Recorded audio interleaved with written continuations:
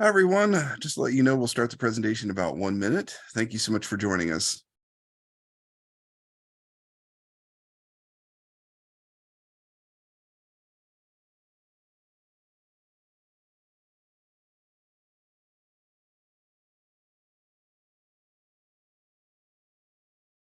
Hi, everyone. Just to let you know, we'll start the presentation in about 30 seconds. Thank you once again for joining us.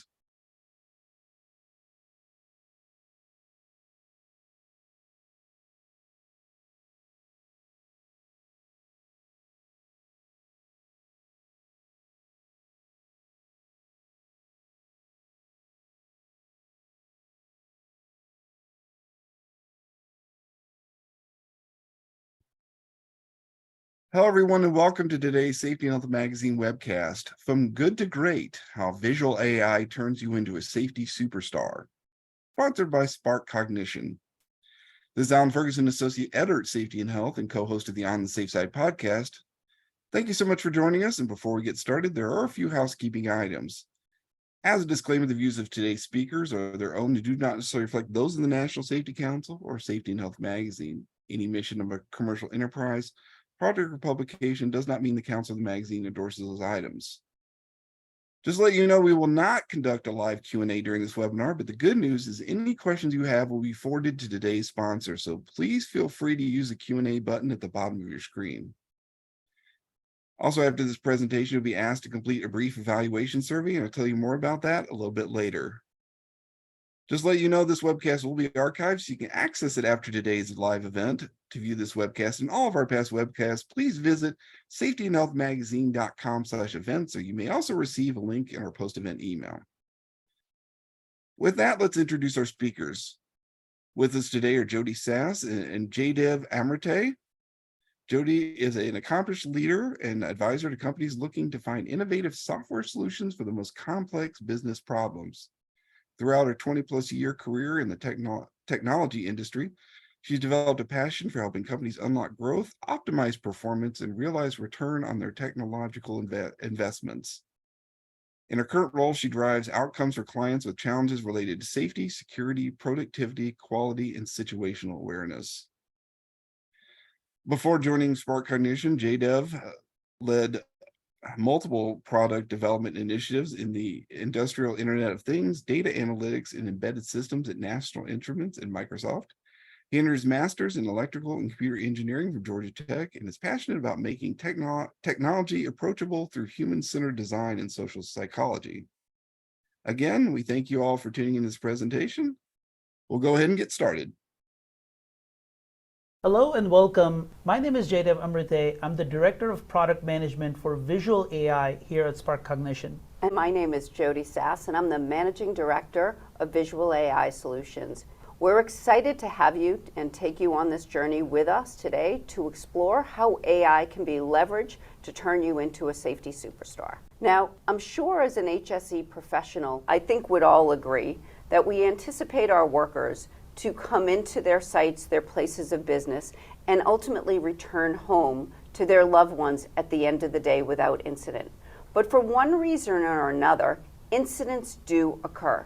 And we as HSE professionals need to figure out how we work with the environments, with our people, to ensure that they return home safely.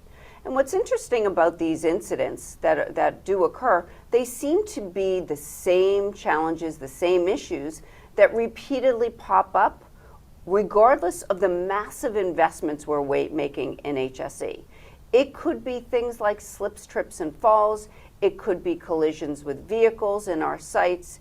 It could be PPE compliance where somebody's not wearing the right gloves or goggles, which causes injury.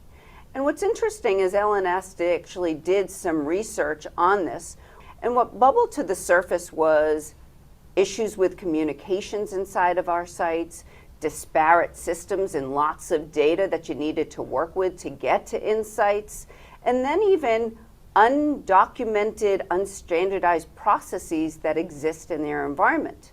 But what was interesting is even though those are the things that are keeping you from getting to your day-to-day and dealing with these issues and challenges, they're not the root cause of what causes these issues to occur. There's a human factor. We as humans, if you just think about who we are as individuals, we get tired, we get distracted. We may have things going on in our personal lives that we bring to work during the day, and that may cause us to be in a scenario where we are part of an incident because we're just not paying attention. And then we as HSE professionals do our best to invest in the best training, but what we don't think about all the time is, where did that individual start? What is their expertise level? And then do they have the ability to apply the training effectively within their day-to-day environments? And then further, I think if I was a professional in a site, I've been doing something for 10 years, I may be biased. You may have trained me to do it a new way, but given that I have all these years of experience, I might go back to what I believe is best given the job that I've been doing. And those are just the human elements. There are other elements to this that are related to the complex operations of the sites. Right? We're asking our individuals to take on new tasks with very complex operations. They've clearly evolved from the investments we've been making in technology and assets and machinery, and they're learning alongside with us. And even though we make those investments in the training and the barriers and different elements to keep them safe, it's just not enough. We also find that there are prevention methods that are in place. And Jada, when we were coming here today, some of those prevention measures that we spoke of, you said, there are limitations, and you referenced an example that you had with a client just the other day, and I'd love for you to share that with everybody. Yeah, I mean, so across the industrial sector, all manufacturing warehouses, forklifts are extremely common, right? And of course, like if you and I, let's say, go to a Home Depot, if you have a forklift in a particular aisle, they can just shut down the entire aisle. But that's not really practical in most manufacturing warehouse types of scenarios. So if you look at data across the industry, right, I mean, as you can see on the slide, almost 7,500 accidents related to forklifts just in 2020, with a median cost of about $115K. Just one of our customers that recently deployed our systems, they found that they had 10 near misses in the first month alone that the AI system was able to catch. So you can imagine, beyond these 7,500 incidents, how many of these incidents are, almost happening, but were prevented due to some reason or another. Yeah. So how much of this is happening that we aren't even catching? Yeah. So this is clearly a huge problem, despite all the preventative measures that are put into place. Yeah, and that's a great point, and we're going to flag that one because that's going to be a lot of what we speak about today, is how do you catch those unsafe acts and near misses so you can actually do something about it. The last thing on this slide is the lack of real-time monitoring. I think we'd all agree that we made so much investments in sensors and IoT and the ability to generate data so then we could use the data. But now we're in a position where we have so much data that we lack the ability to use it to be truly effective in our jobs. So how do you begin to look at those environments and be truly proactive and take real-time action against those insights? And again, that's what we're going to be discussing today. I think we'll all agree that given what we shared and the cost and the business case for HSE investment, it's a very, very real challenge. If we think about the costs that all of you have when there is an incident, I think on average it's roughly $40,000 per incident that your organizations are spending. And that number can balloon up to 1.2 million if there's actually a fatality. And that's just the direct cost of it. There's indirect cost also that can be attributed to workplace accidents, and that could be related to productivity. You might have to shut down a line, you might have to shut down a site, you might have to shut down all your sites in order to take preventative methods across the whole entire environment. And then more on indirect, brand image, right? Mm-hmm. It might be difficult to then hire new employees to come work if you're not making the investments to keep the employees safe. And then there's the market perception as well. I think with those costs, the business case is very real, and it's the reason why every single day we hear that companies have HSE investment as a top priority for the organization. And in fact, CFOs tell us for every single dollar that they spend, they get a twofold return in that investment. So what are the approaches to safety? Now, I'm going to go through these, and I think the reality is these are great steps to keeping your workplace and your employees safe. But as I go through these, I'm also going to call out some of the limitations that each of these areas highlight. So the first is around monitoring and inspection. We do this every day. You have cameras in your sites, many cameras. You have people watching data feeds. But these are very reactive measures. There's nothing that an individual can do as something is unfolding if they even happen to catch that incident occurring at that very moment in time. And then there is physical prevention. We are great at putting up barriers and fences and cones, but those things need to be maintained. I had a conversation with a client the other day, and they gave an example that there was a hole in the floor, and usually there were some cones around the hole in the floor. Somebody had moved one of those cones, not realizing that it was actually there to call out that there was a hole, and unfortunately there was a fatality from that hole being there, which then caused obviously repercussions throughout the environment. And then we've got training and compliance. We know how much we're investing in training. Then we look at compliance and all of the manual efforts that we need to go through to fill out work orders, to capture what is happening in each individual site. And again, that's if there's an incident to catch at the time we're walking through. But I think there's other ways that we can advance this existing approach. And Jadav, I'm going to have you talk to some of those ways. Thank you. So Jody, I think this is absolutely, what we hear is, for years and years, safety professionals in industries across the board have followed, manual reporting techniques. So incident reports, stop cards, and in many ways you're sort of counting on humans to report unsafe conditions, near misses, unsafe acts, and so on and so forth. And obviously, these are effective. But as the cost of technology is coming down, a common temptation across the board is, let's put cameras everywhere. Let's have cameras looking at the entire environment, and then we can essentially have a better way to monitor our environment. Unfortunately, what we've seen is that simply putting a camera in your environment doesn't actually bring up your entire safety posture. Why? Because more often than not, these cameras are just recording video passively, and they're just overwriting old video with new video, right? And so most of the time they're just used retroactively. After an incident has happened, somebody goes back into the feed to look at what really caused it. What can we do about this? How can we improve in the future? But it's not really effective in terms of preventing the incident to begin with. And of course, a clear solution to that could be, okay, how about we stick some humans in front of those cameras so that we can actually monitor those feeds. But guess what? There's only so much that humans can monitor proactively. In fact, there are studies that show that psychologically, after about 20 minutes of staring at a screen, humans are extremely ineffective, in fact, by less than 50% to spot anomalous types of conditions. So this is really where AI comes in. What we are doing is we're taking AI and we are putting it behind the video feed.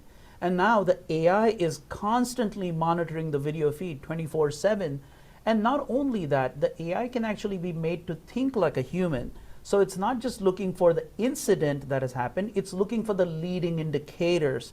It's looking for how the risk or the risk of a hazard is trending over time. So in fact, it can think like a human, and it can create alerts that can be preventative in nature. They can mitigate the risk before it actually comes to pass.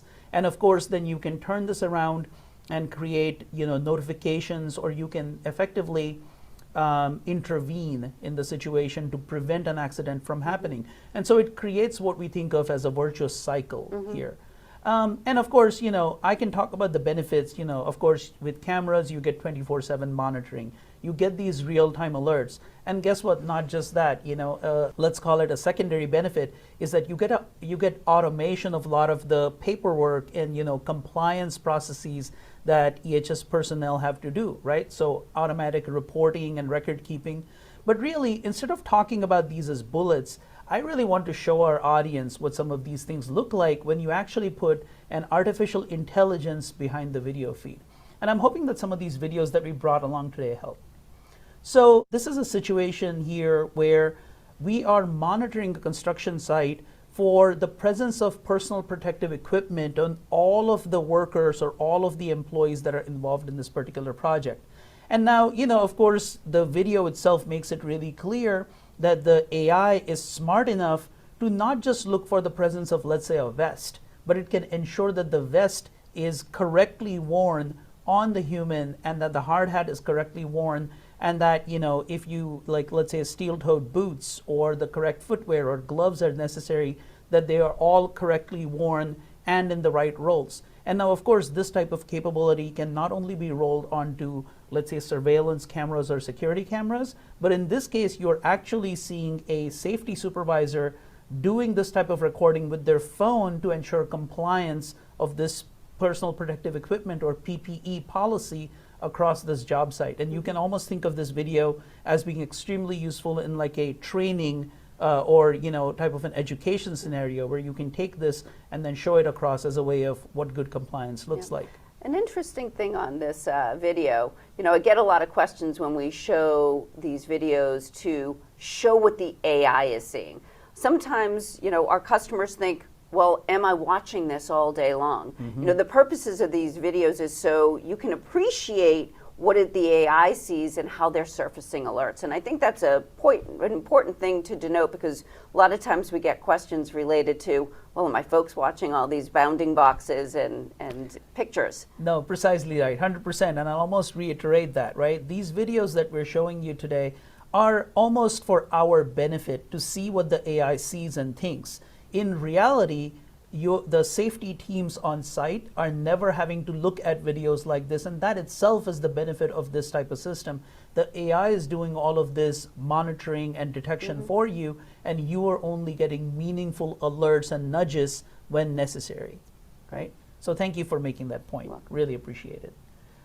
Here's another scenario that I wanted to call out. Monitoring for unsafe conditions or unsafe acts is a very big part of your entire monitoring strategy.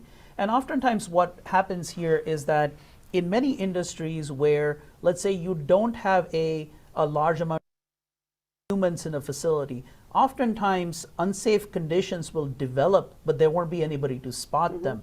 And these can be as, sometimes as trivial as, tools being left in the middle of a walkway or a driveway, or they can be things like material spillage or steam condensing on a walkway. So you can be creating these unsafe conditions without really anybody noticing. And what you're seeing in this video actually is a great example of, this is a production line. In this case, they're packaging basically food products or noodles in this case. And you see that there has been a spillage, and the AI, if you look in the sort of right sort of part of the frame, the AI is actually highlighting the spilled product in some of these, in some of the aisles.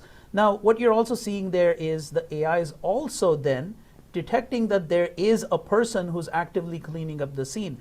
But the AI is smart enough to know that if the presence of that material has not been addressed, let's say for 5 minutes or 10 minutes, whatever the business rule or standard process might be, then the AI would raise an alarm and notify the right type of authorities. And so in this case, this is what I was talking about before, where the AI can almost act as a knowledgeable subject matter experts to only raise the most meaningful, actionable type of alerts and alarms, so that humans are not getting turned off to the existence of these alarms, and nobody's just silencing their phone in this case. Another question on this, I see that it looks like there are some individuals in this that are also chatting near a moving conveyor. Is that something that the same camera could be capturing? And that's a great point. And in fact, this is one of the reasons why AI solutions are so much more superior to just humans monitoring a scene. By nature, humans are, we have attention. Attention is limited commodity. So, if there is a particular event that is going on here, like let's say spillage of material, as a human, I might just focus on that. In fact, I might lose sight, pun intended, of the fact that there are other types of violations potentially that are in the same scene.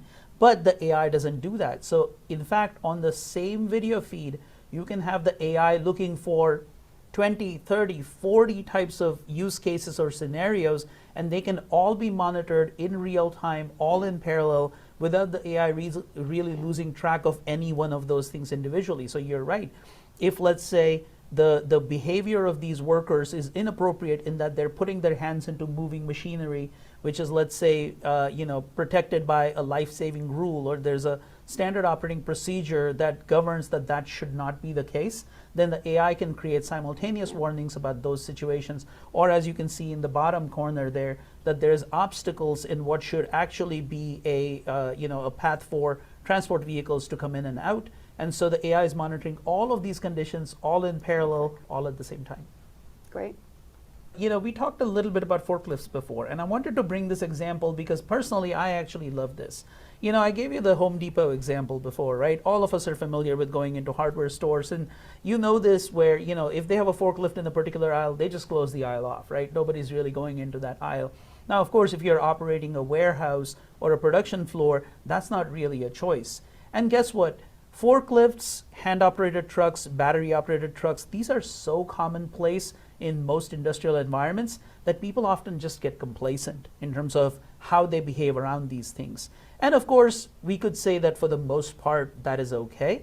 But really, this is the type of attitude that sometimes leads to, really terrible things happening, right? Now, how do we make sure then that instead of just preventing this scenario altogether, we can still let machines and humans coexist, but still maintain a good safety posture? So this is actually a good example where what you're seeing in the scene is that the AI is actually watching as the forklift is moving down these aisles. And you'll notice in the beginning of this clip, when the forklift is just moving down a straight path, which is generally predictable, the AI doesn't necessarily raise the level of alert on that activity. It doesn't perceive that to be a highly risky activity. But when the forklift starts to do something high risk, like make a turn, for example, which suddenly starts to occupy more area, or it starts to get close to a human or to other goods that are stacked in the scene, you see that with the redness that is being depicted in this video, you see that the AI starts to monitor it with higher vigilance, right? And so this is something where, again, you're seeing that the AI is taking action based on how the scene is evolving. And now once, let's say, the AI decides that, oh, this is a hazardous situation or a risky situation, it can not only record this incident as an example of a near miss, but it can also proactively send an alert, let's say, to personal devices that some of these people might be wearing in the scene. Let's say that you had some of these workers that were wearing noise protection equipment, and so they couldn't hear the forklift actually come in. Then flashing lights or a light skirt can be projected out of the forklift so that people in the vicinity can be made aware in the right ways that there is imminent risk or danger in this particular area. So the advantage of the AI is not just that we get the ability to spot these things that perhaps we were missing before, but you can also intervene and prevent things from happening, before something really terrible happens. Yep. I have 2 points to make. One is on the unsafe acts and beginning to capture those things before an incident actually occurs. You hear about the safety triangle, you hear about Heinrich's theories. It all starts with those unsafe acts that ultimately come to incidents as well as fatalities. The other thing that's interesting as I look at this example, and I know this client very well, they have a no-blame environment. So folks sometimes ask, well, how are they using it then? Well, the thought is if you can better equip, better train your employees, you can actually prevent these things from happening. It's not always about, I'm going to get somebody in trouble. It's more about how do I keep my employees safe so that they do go home to their families at the end of the day and my risk profile for my organization is as low as possible. Yeah, and actually I will say this from personal experience. Oftentimes employees in these types of situations have been extremely excited when they were given personal devices such as smartwatches or these alert bands that would alert them to the presence of imminent danger because they saw that their employers were taking an active interest in their safety. So sometimes these systems are welcomed in these types of environments. The other thing I'll say is you made a very non-trivial point about reporting and capturing of these unsafe acts and near misses. Safety pyramids, safety triangles, these are processes, or analysis of near misses are processes that EHS professionals are required to do by law to show that they're maintaining, good controls in their environments. And oftentimes, because these things are so underreported, near misses specifically, it's often a large burden at the end of a reporting period to frantically collect all this data. Guess what? The system is now automatically collecting all of this for you, perhaps even organizing it into classifications so that you can just basically review those reports as opposed to spending your precious time collecting data out in the field. Yeah. And I love those reports, not only from looking at an individual site, but many sites have the same types of operations, the same equipment, then be able to leverage that data to say, what is site A doing versus site B doing? And why are they different? What's different that is causing one to outperform another? Right. So it's a really interesting insight that clients are able to capture. Yeah, absolutely. And people love that gamification aspect, right? I mean, it's almost a virtuous cycle. If you can actually maintain a better safety posture, reduce incidents, and be rewarded for being safe in a traceable, auditable, reportable way, people love that. Right? Okay, so I'm going to show one more example here. And again, this is, a different type of interaction. Now, in this case, it's not really a mobile machine, if you will, like a forklift or a battery-operated truck. This, in fact, is a rolling machine. And technically, this example can extend to any kind of machinery that exists in your industrial environment. But the idea here is that, again, humans working in proximity with machines is almost unavoidable, right? I mean, you have operators that are constantly working with these machines. And so that in itself is not necessarily a noteworthy, alert-worthy condition. But what's happening here is that with this rolling machine, and there's some maintenance and calibration going on in this scene, what you'll notice is that when there's a particularly unsafe type of behavior done around this machine, so you are seeing here where a person is standing up on one of these support platforms where you can clearly sort of anticipate if they lose their balance, as an example, there could be a risk of an injury. Or there is other sort of versions of this video where we are even showing when the machine does start moving. If you're on the intake side of the machine, then the AI actually detects that as a riskier condition. And you are seeing in the video where it's putting that little in danger glyph on top. And again, this is just illustrative to show us how the AI is thinking and behaving. In reality, an alert will be created for safety supervisors and of course even for the people on the ground, and that alert could be in the form of klaxons or flashing lights, or potentially, if the machine supports it, we can even automatically turn the machine off to prevent an incident from actually happening. And again, to the point you made before, Jody, you'll notice here that at the same time as the AI is looking at that particular machine, guess what? It's also looking at the designated walkway. And it's looking for infractions of people not being on that designated walkway, especially as this heavy equipment happens to be there. And then you'll also notice that the AI is also looking for the proper PPE compliance on all of the employees in the scene. So another great example of how the AI can be looking at multiple different scenarios using just one video stream, and again, do all of these things in parallel equally well without really needing any rest. Yeah. The other interesting thing about machine guarding, and I was reading an article today about machine guarding, is there was a scenario in a very large manufacturing plant where the employees actually took the guards off so they could drive the throughput of the machine and avoid any downtime that the machine would have taken to process everything. The AI in that case would have captured it, because if it was IoT enabled, the machine wouldn't have worked, or from a compliance purposes, you would have been able to identify that that guard wasn't on. So those types of scenarios would never have happened, exposing them to a lot of risk, but also some great fines from OSHA. Yeah, absolutely. Yeah, no, very important. And of course, all types of, let's say, practical behavior happens on these, production floors and in manufacturing environments, or really in any industrial environments. And it's good for safety professionals to have full sight and knowledge of these things as they're happening, so they're not caught on the wrong side of this, right? Of being unaware. And then, this is one of those use cases that, ergonomics is a use case that oftentimes to outsiders seems trivial. But like, in a recent customer conversation, they actually were telling us that about 60% of the injuries in their environment all come down to poor ergonomics.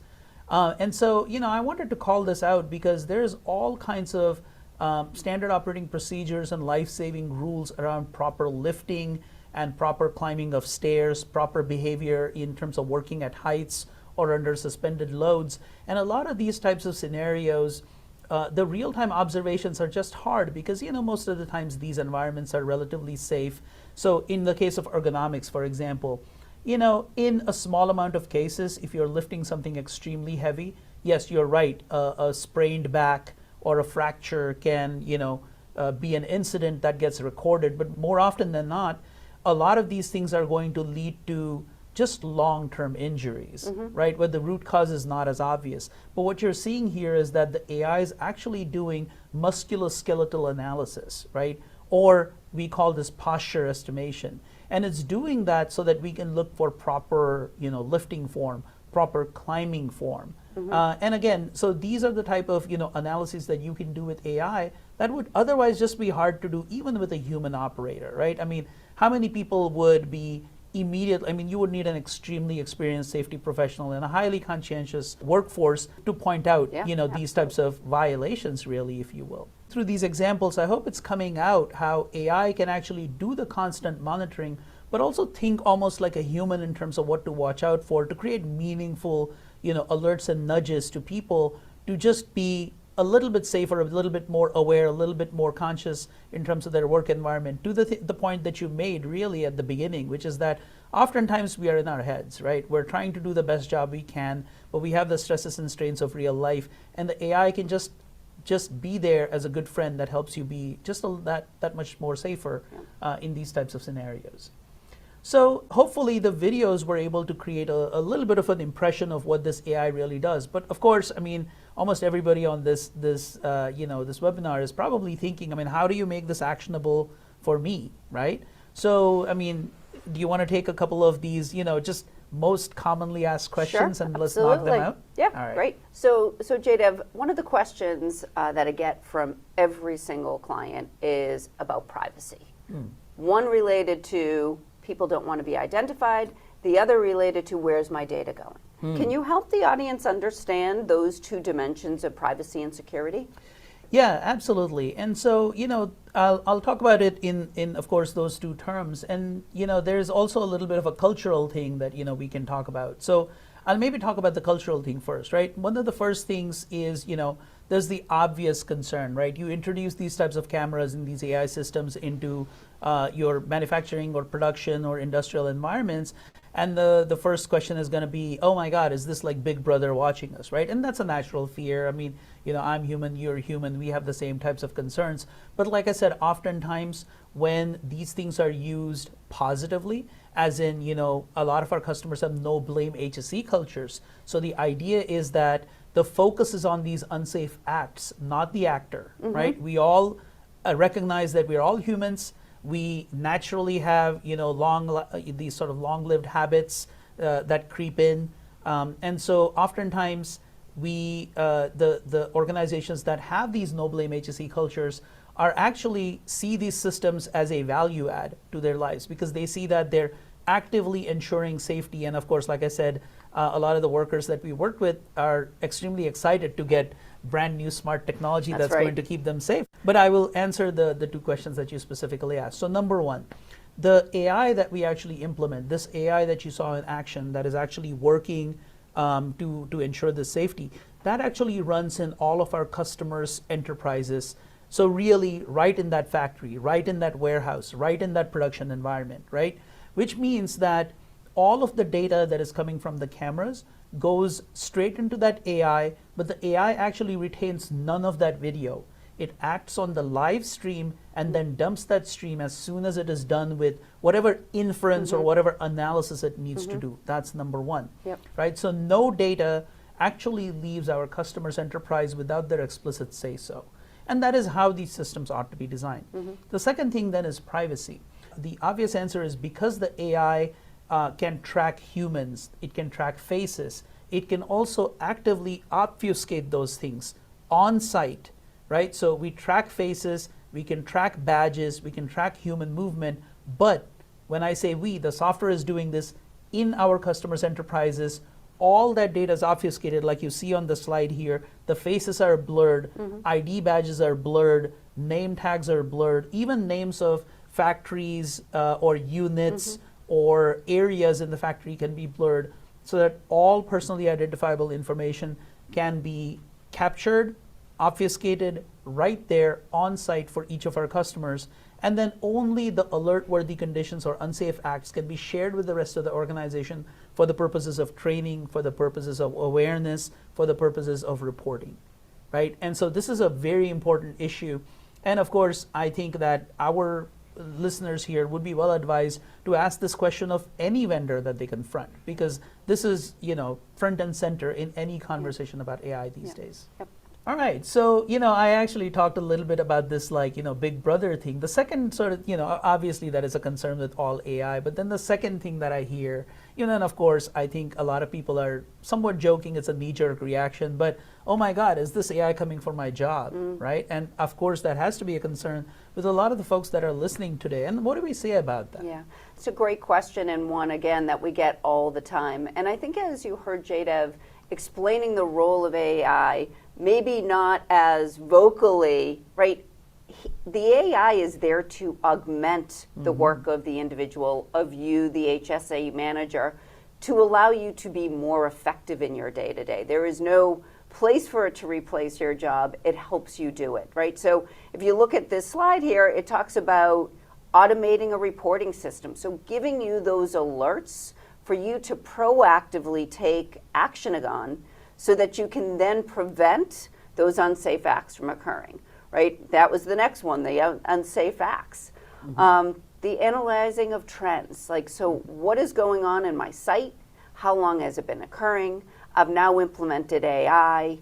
Have I seen the occurrences of something go down? You mentioned your client that saw 10 incidents at the first, of forklift issues in the first month.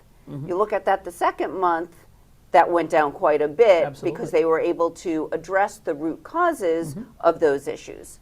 The updating of training, right? Those insights are so valuable to really understand what's going on before an incident occurs, so that you can then hit the nail on the head with the right training, the right conversations, the right technology to keep the environment safe. And then, looking at the trending over time and measuring and quantifying the changes, I think that helps you as a safety professional speak to your leadership team about continued investment, and they will be happy to make it because the quantification, the reduction of costs per incident continues to go down and down.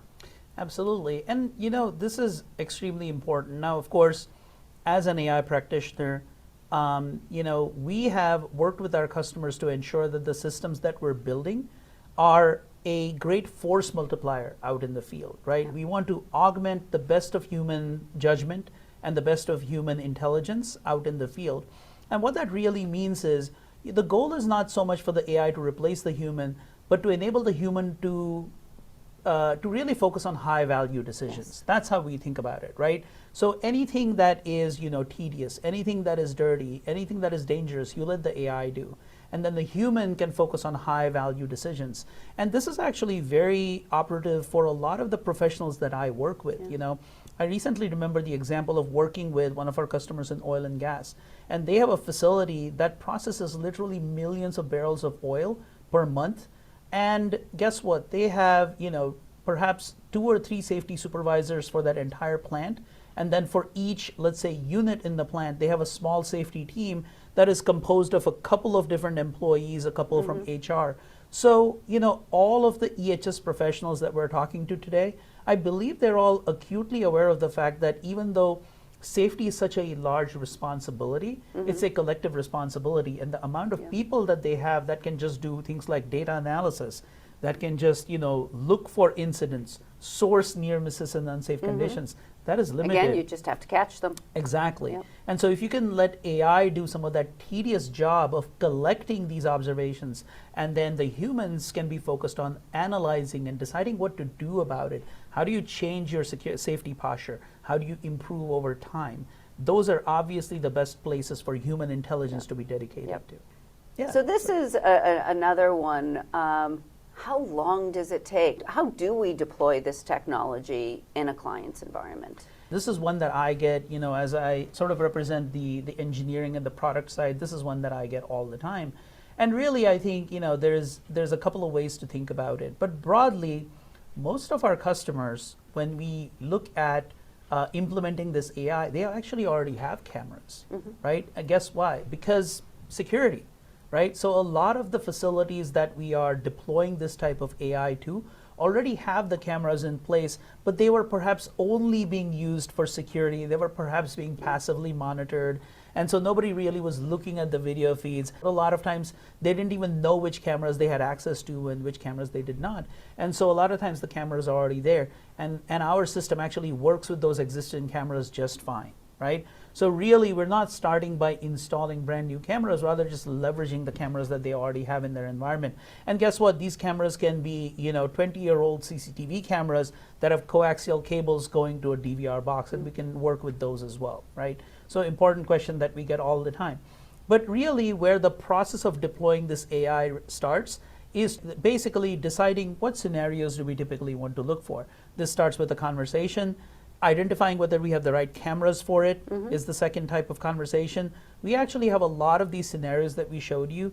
We have those built out of the box. So deploying them is a matter of maybe a couple of days, and getting the system functional is maybe a matter of a couple of weeks. So anywhere between a week to 2.5 weeks, this system can be up and running in a customer's facility on the existing cameras that they have, and they can be looking at dashboards and making decisions about how they feel about their safety posture. Yeah.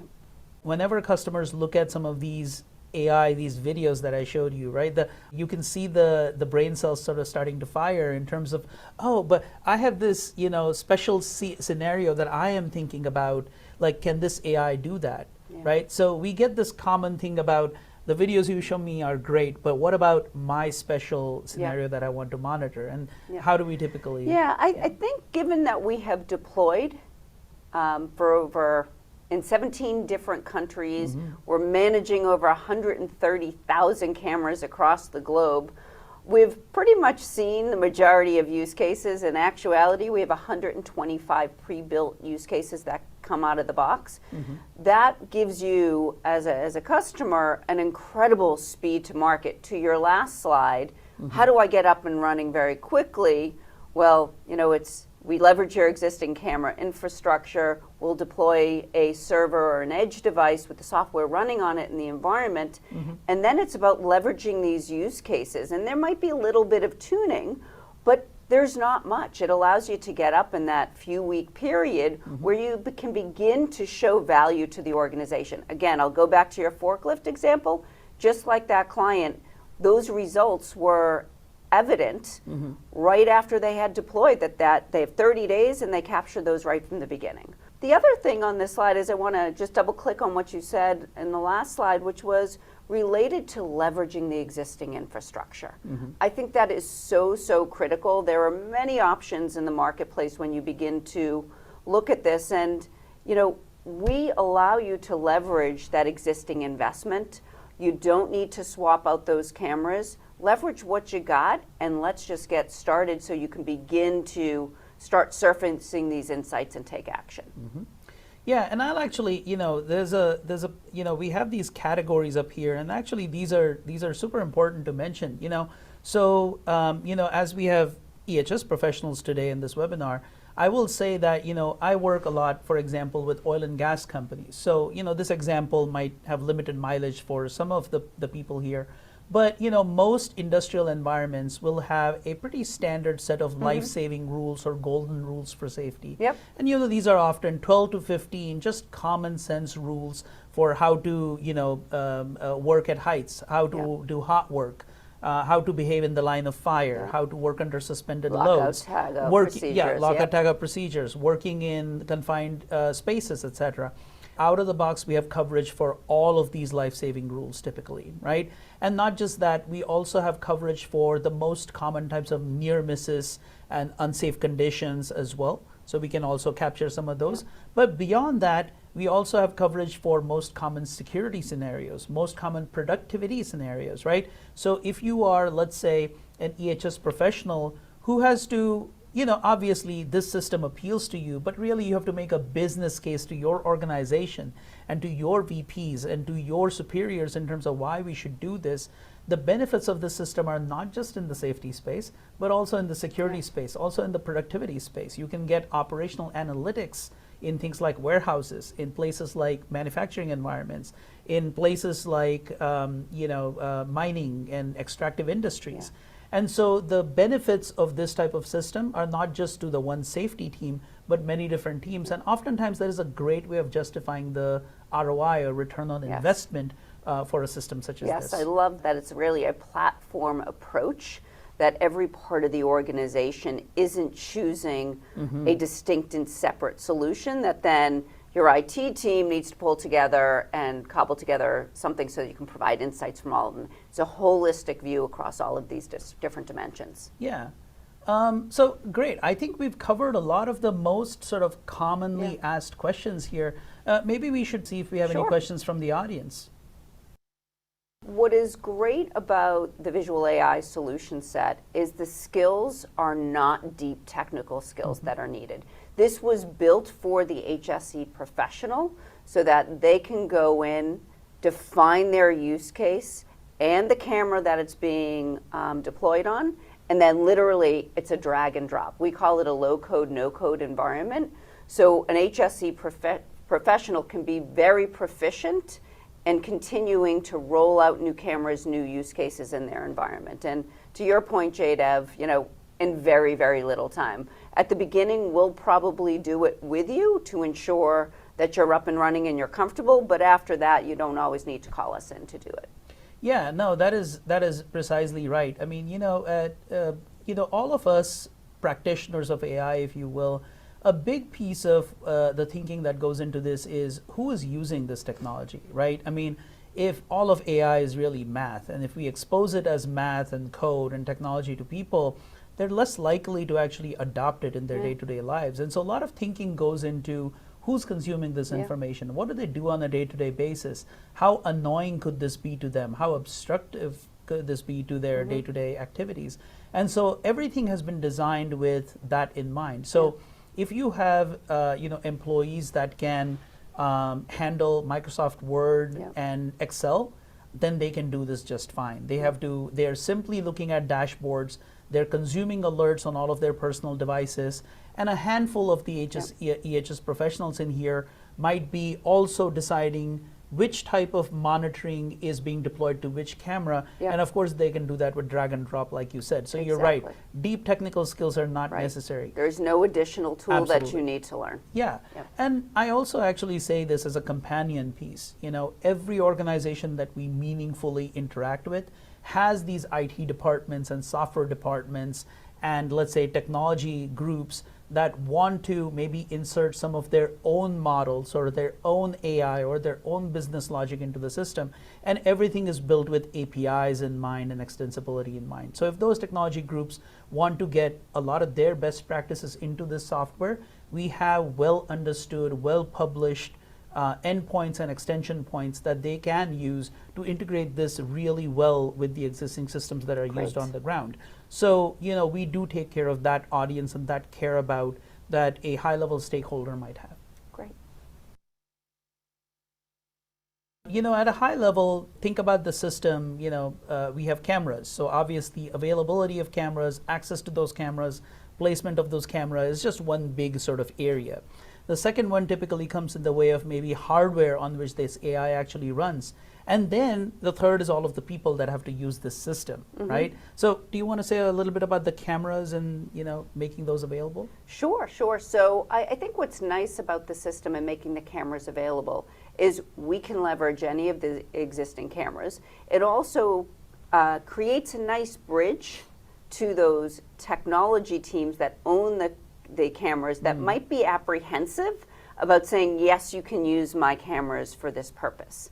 The other thing that I think we see that's really critical is pulling together the right team of folks, right? So having a cross-functional team that is from IT, that is from HSE, that is from the business, that can have a cross-functional view as the project is getting defined and deployed, so you get the best benefit out of the gates and you're not going back and doing rework when all of a sudden the business came in to say, you know what, I kind of wanted something a little different. So having that team is really critical up front. Yeah, absolutely. And I think that, on the third piece, like I said, the hardware on which this AI runs, I mean, oftentimes that is not necessarily a very complicated decision. The one thing I'll say about us at SparkCognition is that we are agnostic of any hardware choices. We can work with cameras from practically any vendor. We can work with hardware from practically any vendor.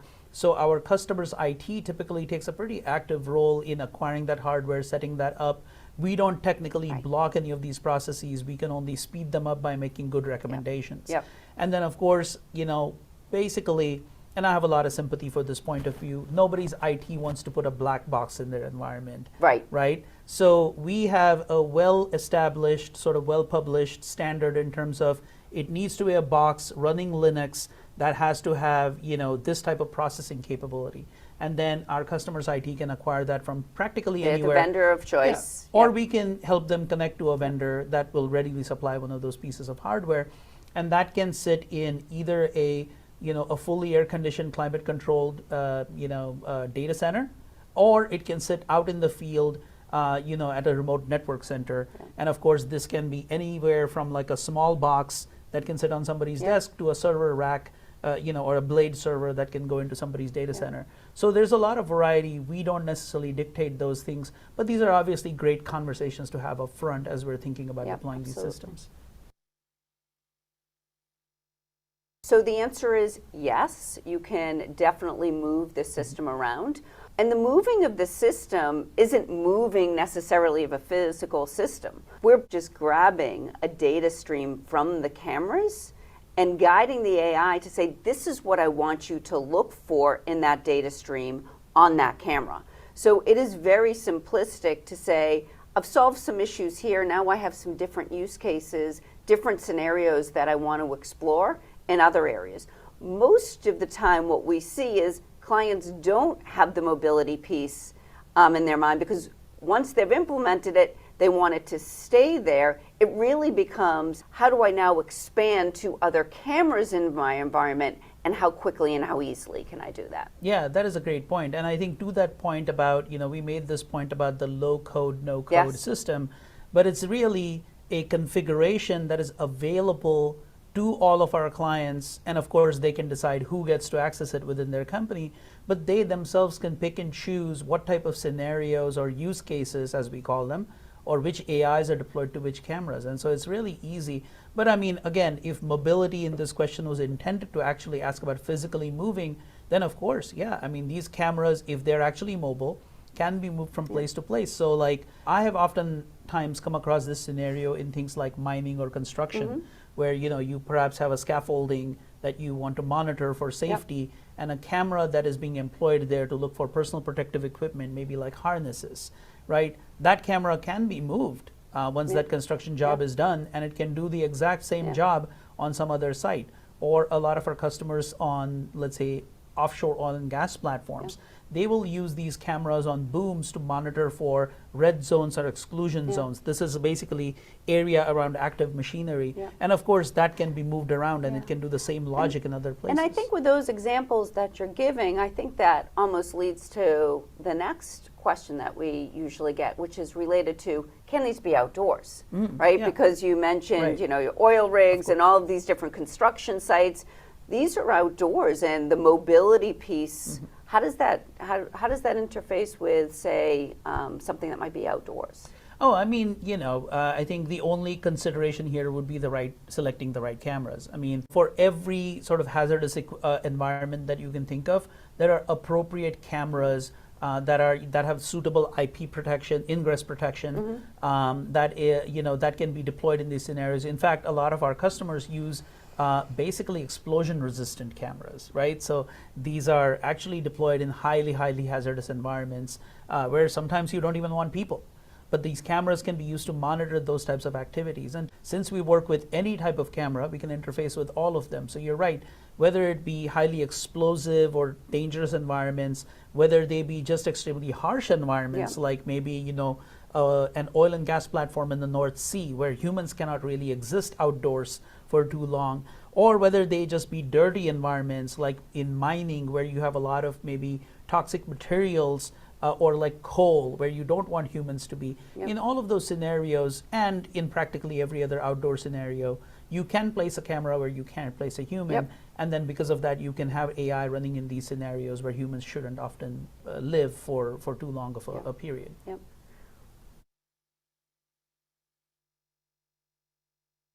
Well, thank you all so much. Once again, we want to remind everyone of the evaluation survey we're asking you to complete.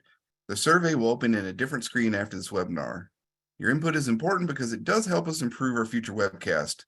This ends today's Safety and Health Magazine webcast. I'd like to thank our awesome presenters, Jody Sass, Jdev Amrute, everyone at SparkCognition, of course, all of our listeners. Take care and have a safe day.